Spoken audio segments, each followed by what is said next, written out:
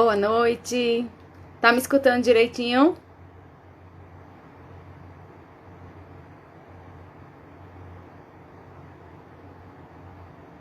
Oi, tá me escutando?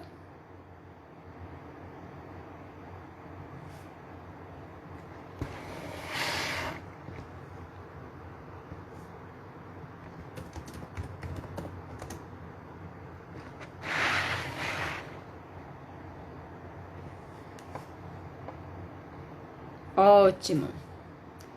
Vamos esperar. Massa. Boa noite. Estamos dando um tempinho para os seguidores irem entrando para participar da nossa live. Vamos dar um tempinho.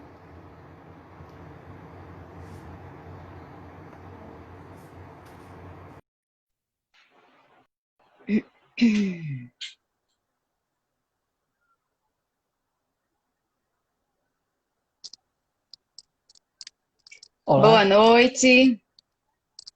boa Boa noite. noite, doutor Rodrigo Costa. Muito obrigado pelo Estamos convite, é um imenso aqui. prazer. É um prazer também lhe receber nessa live. Vamos dar um tempinho para a gente ver se entra mais alguns seguidores para a gente poder começar o nosso bate-papo. Tá ok? Certo? É um tema Boa bastante noite. interessante. Super interessante e extremamente frequente, né, no nosso dia a dia, de tanto de consultório quanto de plantão. É, é interessante ressaltar para quem está chegando aí a importância do tema, né? A gente está vivendo um período de Covid, mas lembrar que a hipertensão na gravidez é uma ocorrência comum. De cada 10 Com certeza. gestantes, a gente vai estar encontrando uma com algum quadro de hipertensão. Então, é algo que Justamente. precisamos conversar, debater e alertar as nossas mulheres, nossas gestantes, as gravidazinhas, né, que estão muitas deixando de fazer o seu pré-natal, né? Com certeza. A gente sabe que a hipertensão, ela traz muitas consequências, tem muitos fatores que acabam comprometendo tanto a mãe quanto o bebê, né? Causando justamente óbito materno e fetal. E é extremamente importante a gente tentar controlar, acompanhar essa mulher para a gente evitar justamente um desfecho, né, ruim. Sim, sim. Vou começar aqui então apresentando, enquanto vão chegando nossos seguidores, apresentando. O nosso convidado hoje é o Dr. Rodrigo Costa, cardiologista, né? Nada mais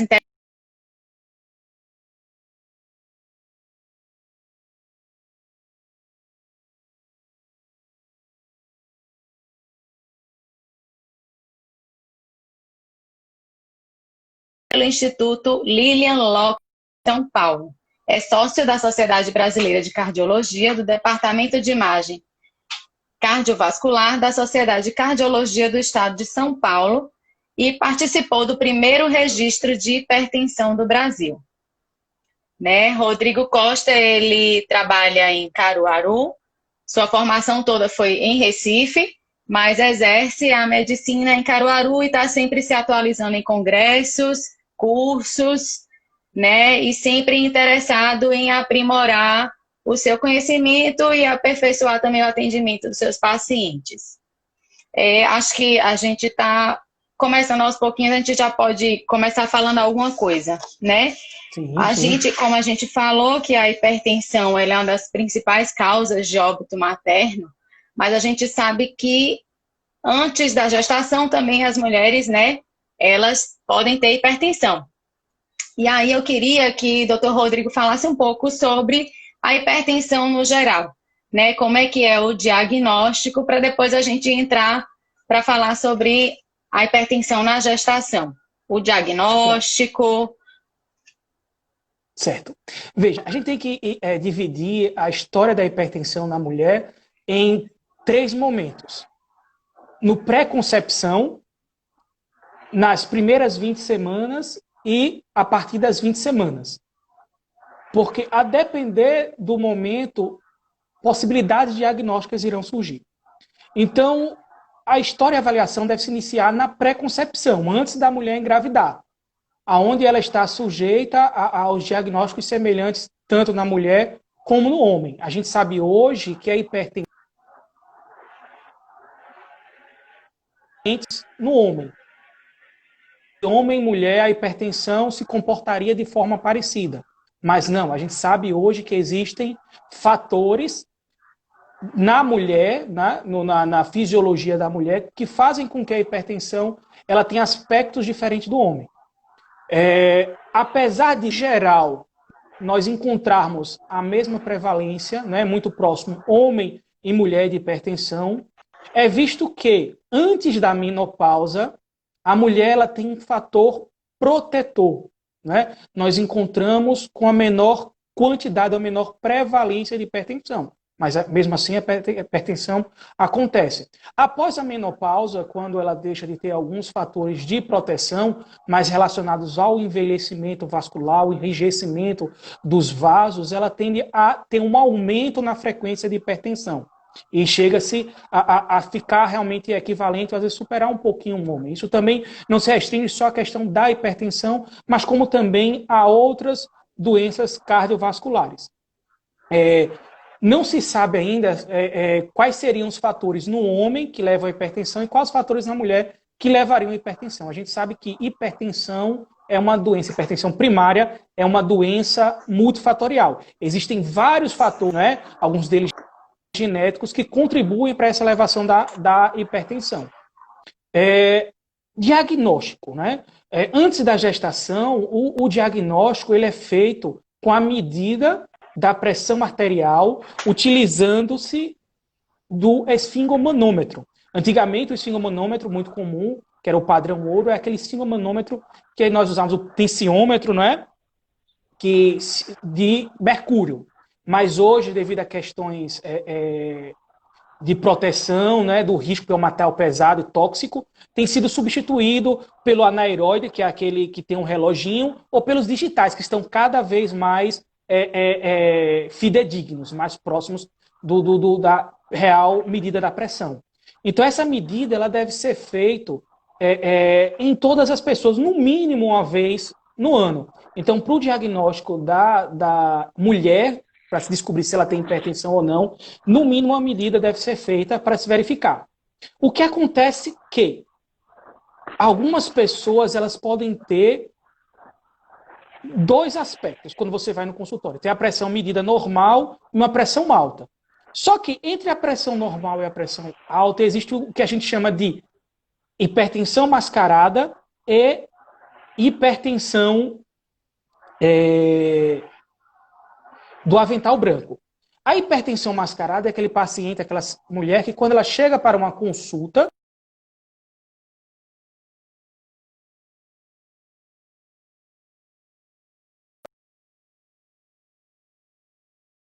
pressão e sua pressão é normal, porque quando chega no consultório, mede a pressão é alta.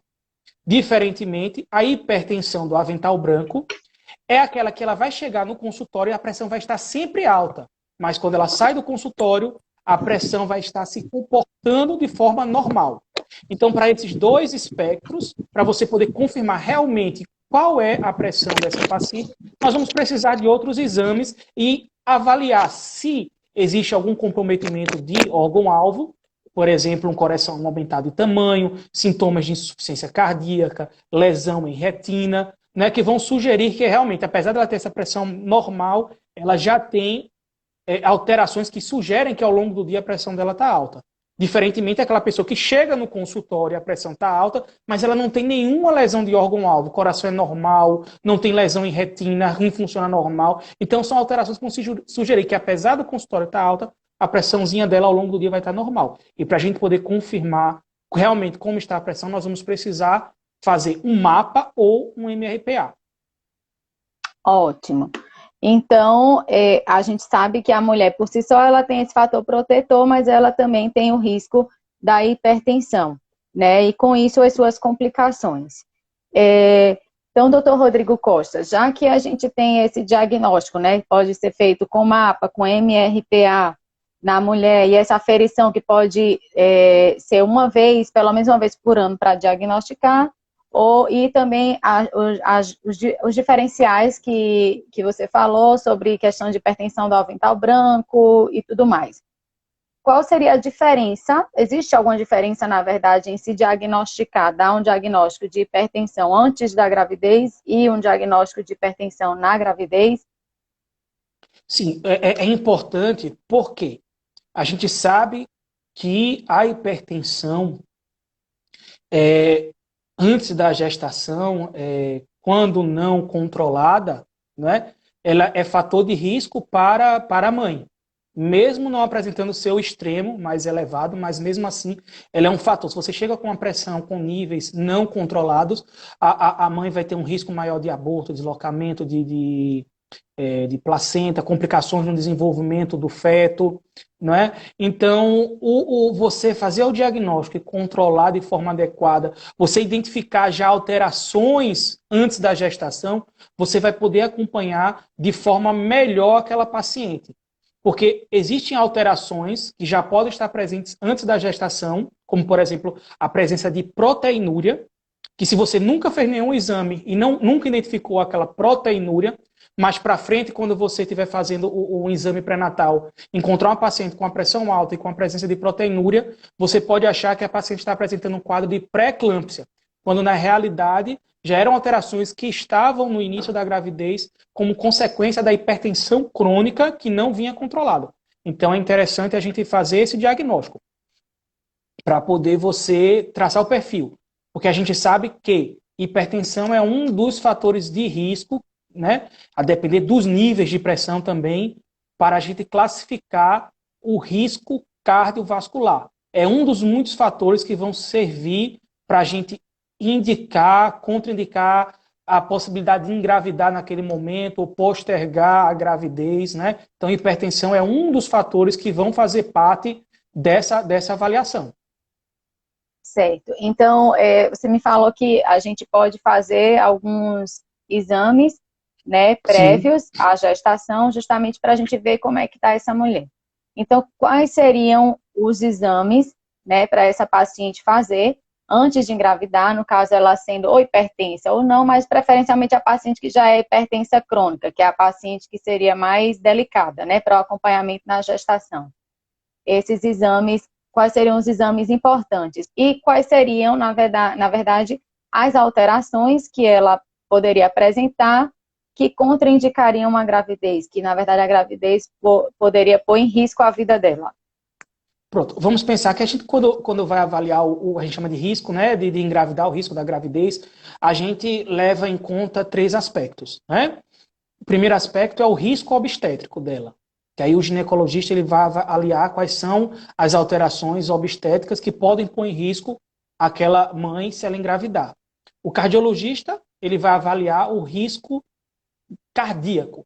Só que acontece, a diferença entre o risco cardíaco e o risco obstétrico. Ao longo da gravidez, não é, o risco obstétrico ele tem um aumento de forma linear, não é? Então, vai passando na gravidez, a gente sabe que ele vai subindo de forma linear, ao contrário do risco cardiovascular. O risco cardiovascular ele é como se fosse uma curva. Então, ao longo da gravidez, ele tem um fator ascendente. Então, enquanto o risco obstétrico é assim, o risco cardíaco ele tende a ser muito maior, principalmente ao final da gestação. E, fora isso, outros fatores que serão avaliados, né, para contraindicar naquele momento ou não a gravidez também seriam os fatores associados, os riscos associados, como, por exemplo, diabetes, doença trombótica, a pessoa se já teve algum infarto, tem insuficiência cardíaca, outras doenças associadas. Então, quando a gente vai avaliar o risco cardíaco, né, vamos pegar primeiro a hipertensão. A hipertensão, para ser considerada um fator de risco, ela tem que ser uma hipertensão moderada a grave. Então, hipertensão moderada a grave seria uma hipertensão, valendo diferenciar, dizer que a hipertensão grave antes da gestação e durante a gestação, elas têm valores diferentes. Eu estou falando aqui o valor moderado, né? É uma classificação que não existe moderado, né, durante a gravidez, é uma classificação antes da gravidez, que é leve, que seria classificação hipertensão 1, 2 e 3, leve, moderado e grave. A hipertensão moderada seria aquela pressão de 16/10 para cima. Né? Seria considerado moderado e grave, 18 para cima, a sistólica, e a diastólica acima de 110. Então, esse é um fator de risco. O ideal é tentar controlar, né? Antes de se indicar, ter um adequado controle dessa pressão antes de engravidar. Outro fator, né, e para a gente fazer esse diagnóstico dessa pressão, é importante justamente as medidas em consultório e a realização de um mapa, muitas vezes, ou MRPA. Outro fator que pode, né, estar relacionado à pressão alta também, é o quadro de insuficiência cardíaca. Então, se você tem uma paciente que ela tem um quadro de insuficiência cardíaca, que a gente diz classe funcional da New York Heart Association, classe funcional 3 ou 4, seria uma contraindicação. A não ser que você melhore essa classe funcional dela para engravidar, se ela tiver classe funcional 3 ou 4, não é interessante. E o que seria essa classificação 3 ou 4? Seria aquela paciente, aquela mulher que, com qualquer esforço, pequeno que seja, ou mesmo em repouso, ela já está apresentando cansaço. Então, esse é um fator que pode estar relacionado a níveis não controlados de pressão alta. Um quadro de disfunção ventricular do ventrículo esquerdo, que tem uma fração de ejeção menor que 40, você é um fator de risco. E como é que a gente identifica essa fração de ejeção menor que 40? Através do ecocardiograma. Então, a disfunção ela também pode ser vista por isso. Em relação à insuficiência cardíaca, ela é um diagnóstico clínico. Alterações do ventrículo direito, função do ventrículo direito. Ecocardiograma também pode identificar. Cianose. Né? Cianose está muito associado, que é aquela mudança da cor da pele, ela principalmente central, que pode estar às vezes associado a doenças cardíacas congênitas, né? Ela está muito associada a uma saturação, na maioria das vezes, abaixo de 85%. Né? Então, é um fator que tem que ser avaliado. Isso, às vezes, com a medida da saturação, a gasometria, o ecocardiograma para investigar se é de causa cardíaca, se causa pulmonar, pressão, hipertensão pulmonar, né? Que pode ser diagnosticado pelo ecocardiograma e pode ser melhor avaliado com cateterismo de câmaras direitas. Né? Então, uma pressão pulmonar média acima de 30 são fatores de risco para a gestação e que podem realmente contraindicar. E muitos deles podem estar associados a ter a gênese como uma hipertensão mal controlada. Certo. Então, é extremamente importante a gente compensar essa mulher, né? Fazer o acompanhamento direitinho, fazer os exames, ecocardiograma, até para a gente poder ter uma programação melhor no seu pré-natal e ter menos Sim. complicações durante o decorrer dos 9 meses. Sim. Certo? Então, doutor Rodrigo Costa, já perguntei sobre as contraindicações, né, em relação à gravidez, até como você falou, hipertensão pulmonar, às vezes tem casos que a mulher chega a engravidar com hipertensão pulmonar extremamente grave, que a gente sabe que a gravidez ela vai piorar esse quadro, e tem até indicações de se realizar o que a gente chama de aborto terapêutico, como uma forma de preservar a vida dessa mulher, né? Sim. Então, é extremamente importante que todas as pacientes hipertensas, elas façam acompanhamento bem direitinho com seu cardiologista antes de engravidar, certo, gente? E uma coisa que eu gostaria de ressaltar aqui, que eu esqueci de falar, que principalmente se a mulher deseja engravidar ou está em idade fértil, é interessante conversar com um cardiologista, porque algumas das medicações que a gente pode usar durante esse período, elas podem, durante uma gestação, ser tóxicas para o bebê. Né? Como, por exemplo, os inibidores da ECA, que seriam o enalapril, um captopril, ou os bloqueadores do BRA, né? Bloqueadores de angiotensina, por exemplo, losartana, valsartana, que são ótimas medicações, mas que, durante a gravidez, eles são prejudiciais para o bebê. Certo.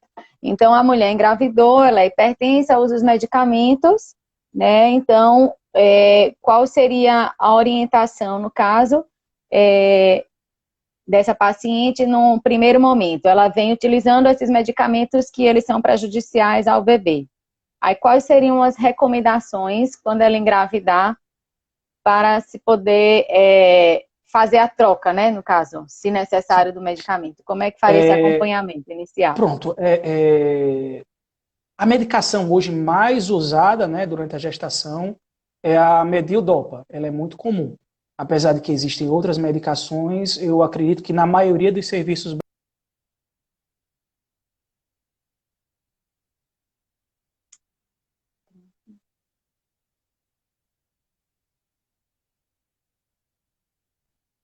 Estamos tendo um delay um pouquinho. Sim, estamos substituir pelo, se estiver usando, vamos dizer, um captopril, enalapril, um losartano, um valsartano, substituir pelo metildopa em dose próxima equivalente, né? Seria interessante. Existem outras drogas que aí vai depender do serviço e da experiência de cada médico. Mas nesse primeiro Certo. momento, se precisar fazer a substituição por uma medicação que a pessoa tem experiência, na maioria das vezes, preferencialmente, as pessoas terminam substituindo pelo metildopa, que é a que tem, vamos dizer assim, mais estudos. Certo. A gente sabe que a hipertensão ela causa repercussões cardíacas quando não bem compensada, em relação à hipertensão que ela não é uma hipertensão crônica, mas é uma hipertensão que ela acontece depois da 20ª semana, né? Que é uma hipertensão relacionada à gravidez. Essa hipertensão, ela traria alguma repercussão cardiológica materna em termos de insuficiência cardíaca ou qualquer outra alteração? Pronto. Uma das coisas principais que a gente tem que ver em relação à pressão na gravidez, principalmente essa pressão que ocorre após as 20 semanas, vamos relembrar um pouquinho aqui do comportamento da pressão numa gestante, né? Que pode levar à confusão. Nós sabemos que a pressão no primeiro e segundo trimestre de gestação, ela tende a baixar, né? Principalmente naquelas pacientes que já são hipertensas, né? No primeiro, antes de engravidar. Essas pacientes que são hipertensas, elas tendem a ter uma resposta, uma queda maior, né? Da pressão no primeiro e segundo trimestre. Então, o que pode acontecer? Se é uma paciente que não faz acompanhamento, não sabe que é hipertensa, ela pode chegar na primeira consulta de pré-natal e estar com a pressão aparentemente normal. Porque ela é hipertensa, engravidou, primeiro, segundo trimestre, a pressão baixou a um ponto de parecer normal. O que acontece? Quando ela vai chegando ao final após as 20 semanas, mais próximo do terceiro trimestre, a tendência é a pressão voltar a níveis que a gente chama de antes de engravidar, de pré-gravidez. Então, de repente, dá a impressão de que aquela paciente ela está hipertensa, né? Que desenvolveu hipertensão que a gente chama de gestacional, né? Então, nós podemos ter uma paciente que era hipertensa, mas não conhecia, e durante o primeiro e segundo trimestre a pressão normalizou, e após as 20 semanas, por esse efeito da pressão voltar a subir, né? A pessoa olha e diz, eita, ela desenvolveu o que a gente chama de hipertensão gestacional, como na realidade é o que a gente chama de hipertensão crônica, ela gera hipertensão. Mas, de repente, você pode ter realmente uma paciente que nunca teve hipertensão e desenvolver a hipertensão gestacional. Tanto no aspecto da hipertensão crônica quanto na hipertensão gestacional, né? Principalmente quanto maior os valores da pressão, maior o risco para desenvolver pré-eclâmpsia. E também, se nós pensarmos quanto maior o valor dessa pressão, maior o risco, que a principal complicação durante a gravidez são doenças hemorrágicas, AVCs. São uma das principais complicações. E é isso que vai guiar o tratamento e a instituição de medicamentos. E vai servir também para guiar, para você dizer a gravidade, se é uma hipertensão grave ou não grave, né? Então, nós podemos ter esses dois aspectos. E as duas são fatores de risco para você ter complicações tanto materno quanto fetal. Certo. Então, o fato de a mulher já ser hipertensa crônica traria um maior risco para desenvolver a pré-eclâmpsia. Ela tem que ficar mais atenta do que uma paciente que não é hipertensa prévia. E a própria hipertensão gestacional, no caso, também, né? Então, vamos falar um pouquinho, deixe-me ver aqui. Você falou sobre um assunto e eu comecei pensando e acabei perdendo o... Mas, bom, sobre a hipertensão gestacional, como falou, a gente tem que diferenciar, né, entre a pré-eclâmpsia e a hipertensão gestacional e, no caso, também a hipertensão crônica, que às vezes não é diagnosticada antes, mas ela vai ser diagnosticada depois. Quando é que a gente vai considerar uma pressão bem controlada naquela paciente que ela já é hipertensa crônica? né, que ela mantém, às vezes, níveis altíssimos durante o período pré-concepcional, né, pré-gestacional, e para a gente poder ficar seguro de que aquela mulher ela está bem compensada. Certo. É interessante porque, diferentemente do pré-concepção, durante a gravidez, nós vamos ter que nos preocupar não só com a gestante, mas também com o bem-estar fetal, né? Isso. Então, um dos grandes aspectos não se tem ainda um consenso sobre realmente o que seria melhor. Se você pegar várias diretrizes, não é? Você vai encontrar conceitos diferentes, né? O que se sabe que, idealmente, se a paciente faz uso de antihipertensivos no pré-gravidez,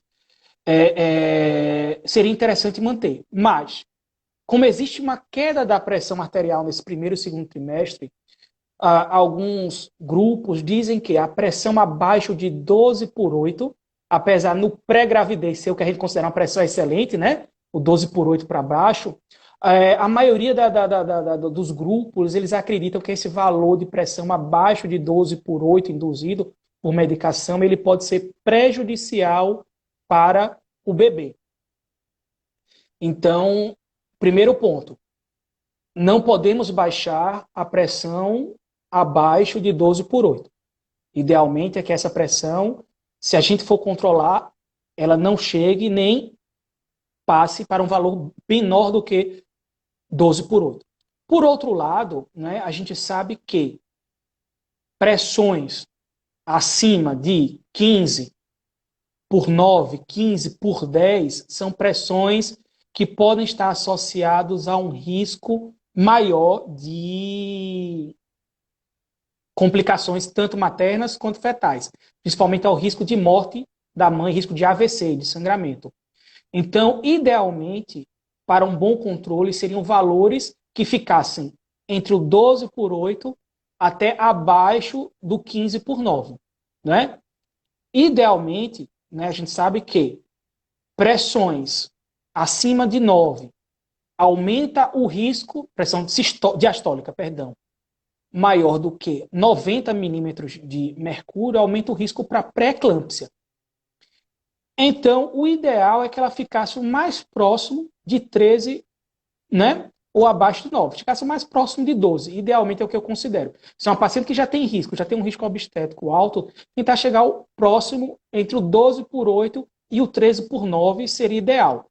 Mas, se a gente for pegar a maioria das diretrizes, eles botam para você ficar numa faixa que fica abaixo dos níveis de hipertensão grave, que no Brasil é valor de 150/10, 100, né, 15/10, seriam os valores limites que é considerado hipertensão grave. Se for pegar outras diretrizes, outras eles botam valores um pouco maior. A canadense, que eu acho a mais interessante, a canadense, ela tende a adotar valores até menores, né? E tem uma questão de controle bem menor. Eu acho que se a gente ficar num valor de 12/8 até abaixo de 15, né, é o valor ideal. Então, alguma das discussões devemos manter a medicação da paciente que era hipertensa e está começando a gravidez, devemos manter as medicações ou devemos suspender? Eu acho que suspender é meio arriscado. Eu acho que ele tem que ficar atento aos valores da pressão. Se realmente ficar um valor de pressão abaixo de 12/8, suspenda algumas medicações para que a pressão possa subir e ficar naquela faixa elevada. Mas suspender completamente tem que ser algo gradativo. Eu acho que tem que ser algo discutido com o médico, avaliado com calma, né? Porque para não correr risco. Agora, outros diretrizes em questão de redução também vem uma redução também não muito agressiva. Você reduzir em torno de 15 a 30% os níveis de pressão, respeitando também esses valores limítrofes.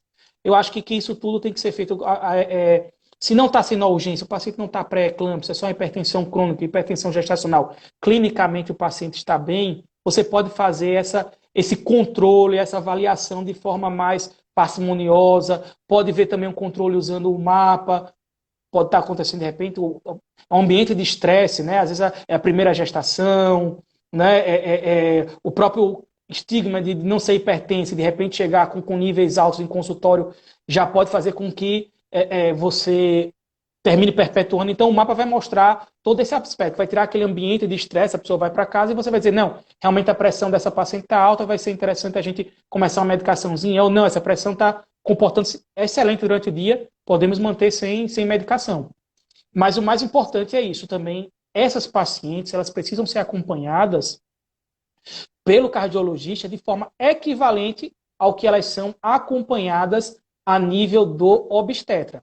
Então, para cada consulta que ela teria com o obstetra, ela teria que ter uma consulta em paralelo com o cardiologista, para poder justamente fazer essa titulação. Então, inicialmente de mês em mês, depois de 15 em 15 dias, até chegar próximo ao parto semanalmente. Ótimo, ótimo. Muito, muito interessante essa observação, né? Em relação aos níveis pressóricos, que muitas vezes a gente fica ansioso em baixar muito rápido a pressão e a própria paciente também, porque acha que sempre tem que estar 12/8 a pressão. Antes da gente ir para a próxima pergunta, eu gostaria de agradecer a presença de nossos seguidores, né? De Fátima Costa, Erivaldo, Graciele, Edvânia, Graciele, Maria das Graças, Ilka, né? Muito obrigado por participarem. Mandem suas perguntas, tá? A gente está aqui discutindo o assunto, mas a gente está aberto para perguntas, tá? Ok? Mandaram uma primeira pergunta aqui, que foi a seguinte: Carola Vidal pergunta: estou com 33 semanas e tomo metildopa 2 vezes ao dia. Aí, Carola, é interessante só você me dizer quantos miligramas o seu metildopa é, se é 250 ou se é 500, certo? E se a sua pressão ela já era de antes da gravidez ou durante a gravidez. Ela toma, então, metildopa 2 vezes ao dia e a médica pediu para manter a pressão dela 13/8 e 11/7. Aí eu acho que o questionamento dela é se realmente essa pressão, né, ela estaria adequada para ela, uma 13/8 e 11/7.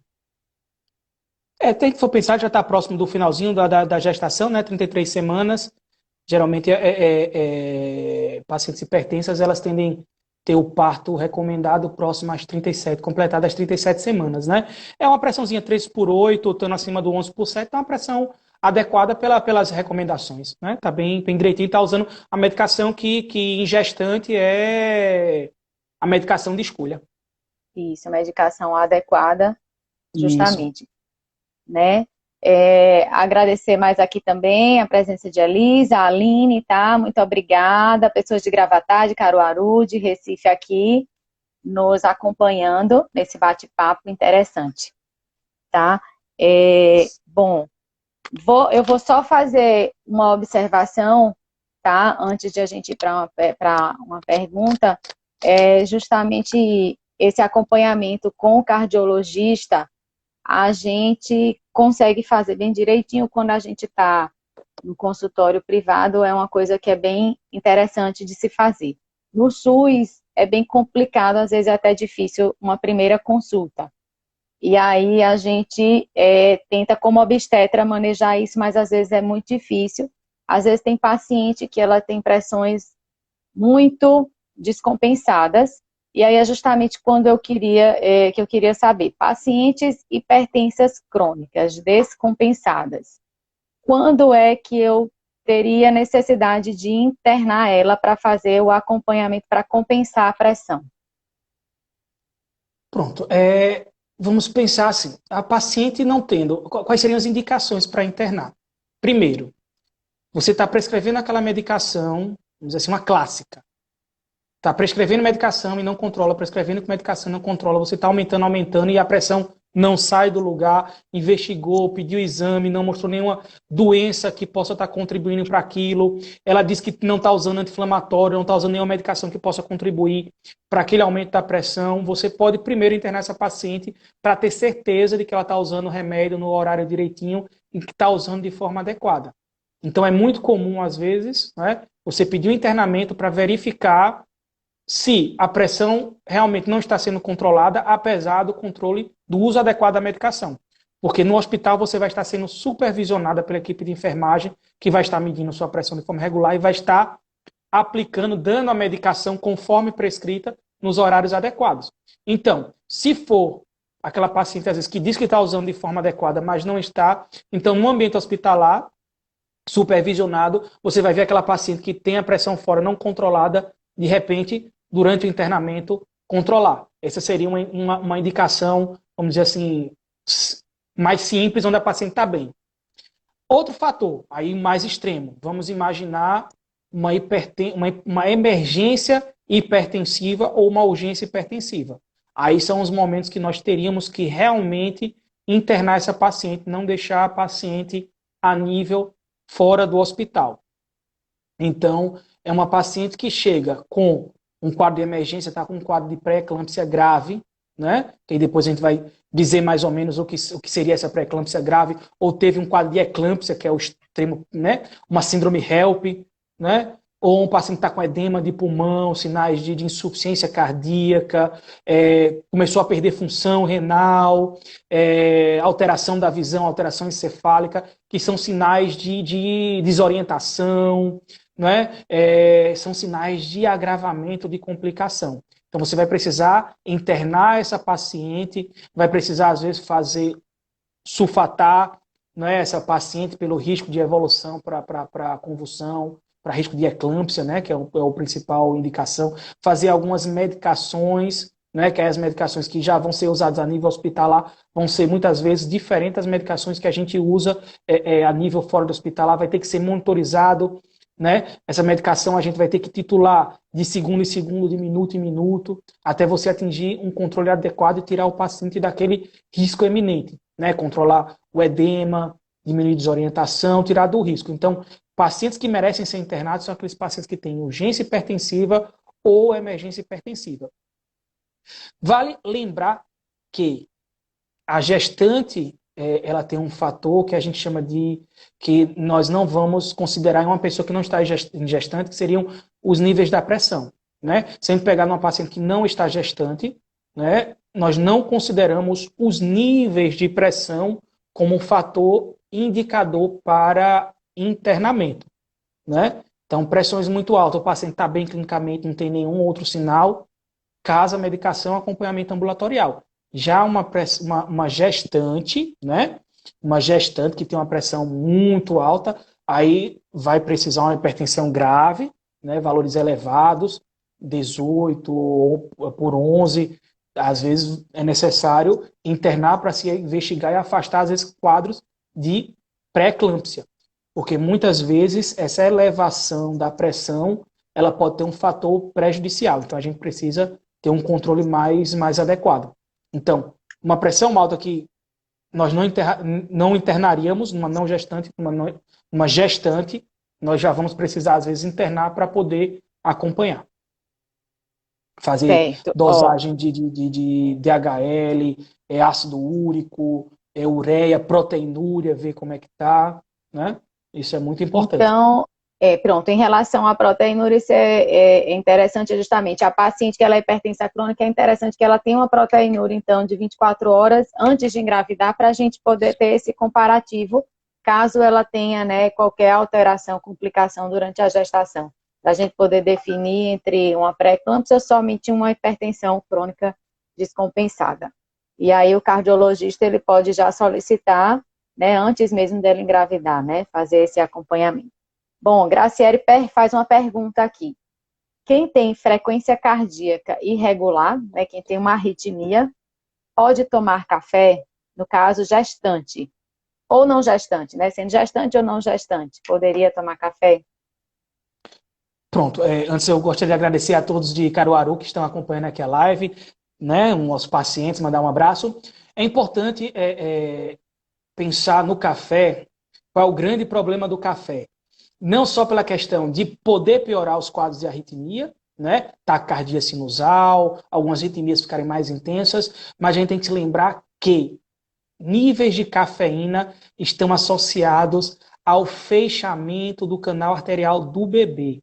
Então, níveis elevados de cafeína, né, que a gente não encontra só no café, no chocolate e alguns outros alimentos, alguns chás, eles podem contribuir para o fechamento precoce do canal arterial do bebê. E isso pode trazer repercussões no desenvolvimento. Então, a gente precisa limitar a ingesta de alimentos que tenham cafeína, porque ele não vai ser só prejudicial a nível da pressão arterial, né? Como ele é um estimulante, ele vai fazer a pressão subir, pode dar taquicardia, a depender do tipo que seja a arritmia, pode tornar até mais intensa e sintomática. Então, o café a gente tem que evitar, não só pela questão da pressão ou do ritmo cardíaco, mas também na influência que o excesso de cafeína apresenta também alguns refrigerantes, tipo a base de coca, guaraná, porque eles podem contribuir para o desenvolvimento do bebê, porque ele vai fechar uma estrutura muito importante na circulação fetal. Não é? Nós temos casos de pacientes que ingeriam uma quantidade grande, né, de café, esse canal arterial ele fecha de forma precoce, trazendo uma sobrecarga para o coração do bebê. Certo, e aí, aproveitando, né, essa observação em relação ao fechamento do canal arterial e comprometimento cardíaco, então, nesse caso, a gente poderia diagnosticar essa alteração por um ultrassom obstétrico e complementação com um eco fetal? Sim, o eco fetal é interessante porque nós sabemos que alterações cromossômicas, como, por exemplo, doença do cromossomo 13, ou algumas cardiopatias congênitas, elas podem estar associadas a um risco maior de pré-eclâmpsia. Hidrópsia fetal também está associado. Então, são estudos que vão contribuir para você dizer, essa é uma gestante que tem um risco maior de desenvolver hipertensão. Porque a gente sabe que pré-eclâmpsia, ela tem fatores maternos, mas também existem outros fatores que não estão ligados à mãe. Estão ligados à gestação, ao bebê e ligados também a fatores do parceiro também. Certo. Então, é importante, né, a gente ter esse acompanhamento também com o eco fetal na gestante. Agradecer novamente aqui, Williane, Camila Machado, de Salvador, também temos seguidores, Adriana, também de Salvador, muito obrigada pela presença, tá?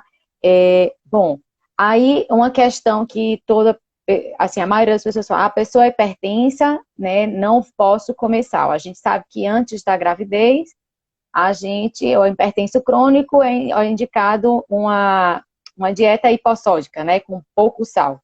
No caso da hipertensão que ela desenvolve durante a gravidez, mas que não é hipertensão crônica, nesse caso, teria alguma indicação em mudar a dieta em relação ao sal ou alguma outra coisa a mais, ou não tem nenhuma relação? A gente sabe assim, que um dos fatores, o sal, ele é um grande contribuidor, né? A fisiologia da função renal na gestante, ela é diferente da não gestante, né? Ela tende a ter uma retenção maior, um aumento de líquido, né? Uma retenção maior de sódio, mas as recomendações seriam limitar, mas não deixar de fazer a ingesta de sal. Seguir as recomendações da Organização Mundial da Saúde.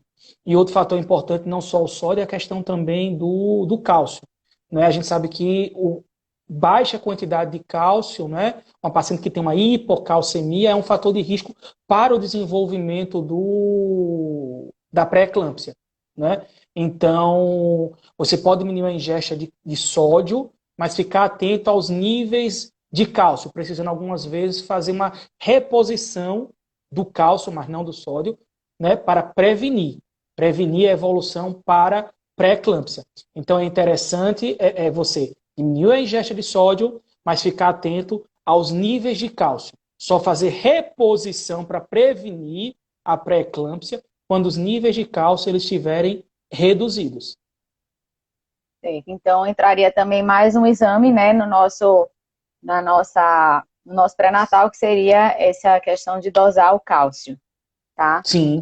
A gente tem uma pergunta aqui de Williane. Eu tive eclâmpsia pós-parto e também tive problemas com cálcio, mas não sabia disso. Na verdade, acho que não foi uma pergunta, ela fez uma observação, né, em relação Sim, a mas isso. é Então, importante, talvez ela ela... colocou um ponto importante aí. Porque a gente acha que a pré-eclâmpsia ela só ocorre, né, pré-eclâmpsia, eclâmpsia, num período enquanto você está grávido. Porque a gente, né, é mais comum. Mas você também pode encontrar pré-eclâmpsia ocorrendo até algum período, né, após, no puerpério imediato, ou até alguns dias após o parto. Mas, na maioria das vezes, ela é autolimitada. A tendência é que com um período menor de até 6 semanas, essa pressão esteja se resolvendo e a alteração da proteinúria, que é a característica da pré-eclâmpsia, também esteja se resolvendo, né? Então tem esse marco. E um fator, se você teve pré-eclâmpsia na primeira gravidez, o risco de você ter pré-eclâmpsia numa segunda gravidez, ele é maior. Mas não se limita ao caso de você ter tido. Se você tem história na família de alguém que já teve pré-eclâmpsia, ou até mesmo o seu marido foi filho de uma gestação que teve pré-eclâmpsia, existe também um risco aumentado. Mas, à medida que você vai tendo uma quantidade maior de gestações, né, esse risco ele vai diminuindo. Porque a pré-eclâmpsia tem um risco maior naquela primeira gravidez, aquelas mulheres que nunca engravidaram, né? E gravidez de feto único. Gestação com mais de um bebê, né? Gêmeos tem um risco maior para pré-eclâmpsia, provavelmente associado a algum fator às artérias uterinas ligado à circulação fetal. Então, à medida que vai passando, né, o risco é menor.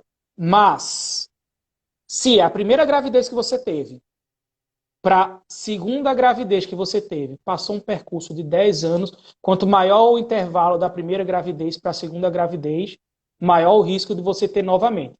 Então, se você tem um risco, né, um intervalo pequeno nessa gravidez, o risco vai diminuindo, mas se o intervalo demora, o risco ele volta a aumentar. Outro fator segundo, separei, casei com outro marido, já tive várias né?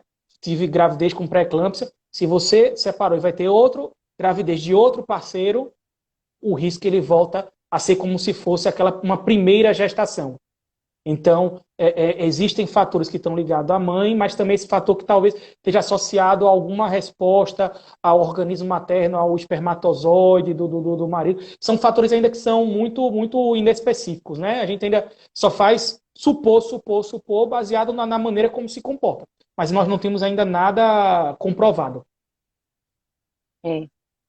Justamente a gente tem que ficar atento que às vezes a mulher até recebe alta, né, para casa e às vezes nem acompanha mais essa pressão e de repente ela já volta para o hospital ou para uma consulta com a pressão extremamente alta ou às vezes com uma convulsão, e aí a gente precisa alertar essa mulher que ela precisa fazer também o acompanhamento depois do parto desses níveis pressóricos, né? A gente tem uma pergunta aqui, Fátima Costa pergunta: qual seria a indicação de eco fetal para se fazer? Assim, quais as gestantes têm indicação de fazer eco fetal? Pronto, a gente tem que pensar que hoje, né, e um dos fatores de risco para pré-eclâmpsia, né, é justamente gravidez com as mulheres com idades cada vez mais avançadas, né? Então, é um fator para você fazer o eco fetal, né? Então, a mulher tem uma idade avançada, acima dos 35 anos de idade engravidou, fazer um eco fetal. Fez uso de alguma medicação interessante, por exemplo, como os IECAs, são antipertensivos, isso é importante. Se você estava usando os IECAs, né, engravidou e durante o período inicial ainda não sabia que estava grávida e fez uso dos IECAs, é interessante fazer. Anti-inflamatórios estava usando, por exemplo, um diclofenaco, um ibuprofeno, né, fazer o eco fetal. Tem histórico em gravidez anterior de alteração cardíaca, visto ao exame, é indicação. Fez um ultrassom obstétrico e viu alguma alteração, tem alguma suspeita de doença cromossômica, doença genética, é necessário fazer. O ideal seria que todas as mulheres tivessem acesso ao eco fetal, né? Mas infelizmente a gente sabe que principalmente no serviço SUS é limitado, então a gente termina dizendo obrigatoriamente as mulheres que tiverem essas indicações que eu tentarem fazer, né? Não tendo, aí fica a critério dela querer fazer, não. Mas o ideal seria que pudéssemos ofertar para todas as gestantes ecofetal. Principalmente, como eu falei inicialmente, alterações cardíacas no bebê, doenças congênitas, cardiopatias congênitas, elas podem ser um dos fatores de risco para desenvolver pré-eclâmpsia. Ótimo. Temos uma pergunta aqui agora de Ilka. Ilka Gabi pergunta: como evitar a pré-eclâmpsia em uma futura gestação quando se teve na primeira? Bom, Ela já teve e agora... Infelizmente, assim, se a pessoa teve na primeira gestação, nós sabemos que o risco dela vir a ter na segunda é maior do que quem não teve. Contudo, a gente pode fazer algumas coisas para tentar que a pré-eclâmpsia não ocorra. Repouso é uma das recomendações, né? Segundo, existe a possibilidade, que é algo ainda assim, vamos dizer assim, não existe um consenso, é o uso do ácido acetil salicílico, né? Existe essa possibilidade, né? Não, alguns estudos dizem que sim, outros que não, então vai muito do critério do obstetra que acompanha, do cardiologista que acompanha. Se o cardiologista ou o obstetra querem usar, tá certo. Se não quiser usar, também tá certo, se ficar muito limitado.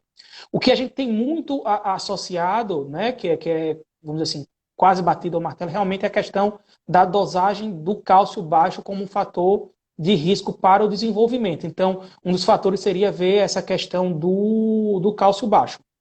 Outro fator que está muito associado é que a gente tem que lembrar que existem dois tipos de pré-eclâmpsia.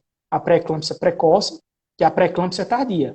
A pré-eclâmpsia precoce, a gente pode tentar identificar como alterações nas artérias que estão ligadas à placenta, ao útero, que você tendo alguma alteração, você pode dizer que ele tem um risco, não quer dizer que vai desenvolver. Já a pré-eclâmpsia tardia está muito associada a fatores maternos. Então, controle de obesidade, não é? Alimentação, controle de diabetes, né? Estaria associada a essa prevenção. Então, e o que mais ocorre é a hipertensão, a pré-eclâmpsia tardia, ela é mais comum. Então, de cada 10 que tem, 3 vão ocorrer de forma precoce, 7 de forma tardia. Então, a precoce nós não teríamos muito como modificar os fatores, porque estaria ligado a algum fator circulatório. Já a tardia está muito associado a hábitos de vida da paciente. Uma paciente que está acima do peso, que não tem uma alimentação saudável, diabetes não controlada, né? Idade avançada, esses são todos fatores que podem contribuir. Então, se você não quer ter, é manter um estilo de vida saudável, para a gente prevenir principalmente a pré-eclâmpsia tardia. Ótimo. Então, estilo de vida, né? É interessante a gente já começar a se preparar antes mesmo de engravidar, né? Sempre Sim. Tudo a gente precisa, é interessante a gente compensar antes de engravidar. Antes da próxima pergunta, um abraço para a Eire, tá? A gente está pertinho já do final, só 6 minutinhos para a gente acabar a nossa live. Mas o Iliane pergunta aqui, se ela engravidar novamente, vai precisar de acompanhamento com um cardiologista, né? Que ela teve pré-eclâmpsia, e aí, numa próxima gravidez, seria interessante ela ter um acompanhamento com um cardiologista? O que eu acho interessante, assim, toda paciente, né, que tenha desenvolvido hipertensão gestacional, que é uma hipertensão transitória da gravidez, ou pré-eclâmpsia, elas façam acompanhamento com o cardiologista após a gravidez. Por quê? São pacientes que, ao longo do tempo, elas podem desenvolver hipertensão crônica, podem se tornar hipertensas fora do período de gravidez. Então, eu acredito que é uma paciente que, mesmo passada a gestação, ela deve manter o acompanhamento com o cardiologista e durante a gravidez, o ideal é que ela também mantenha esse acompanhamento com o cardiologista. Certo, ótimo. Só uma observação aqui, Dr. Rodrigo Costa, como eu falei, ele tem formação em ecocardiografia, né, geral, adulto, infantil e também ecocardiografia fetal, tá? Além de cardiologista, ele tem essas duas especializações também para fazer o acompanhamento né, das gestantezinhas que tiverem interesse e forem solicitados também, né, mesmo que não seja solicitado, mas possa ter o interesse em fazer esse exame, tá? Temos mais uma pergunta aqui. Na verdade, deixa eu ver aqui. Deixa eu mandar Já aqui, olhando aí, mandar um abraço para a Poliana, que foi a vencedora aqui do concurso, que ajudou na escolha do nome da nossa mascote, a nossa corujinha Zelosa. Mandar um abraço para ela. Ótimo.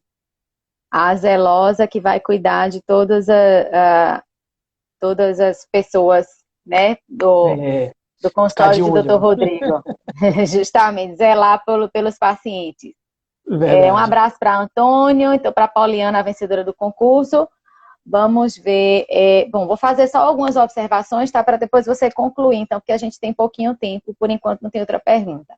Então, a gente tem a hipertensão, ela, como a gente falou, ela é extremamente frequente, né, na gestante. Em cada 10 mulheres que estão gestantes, a gente tem uma que vai ter hipertensão.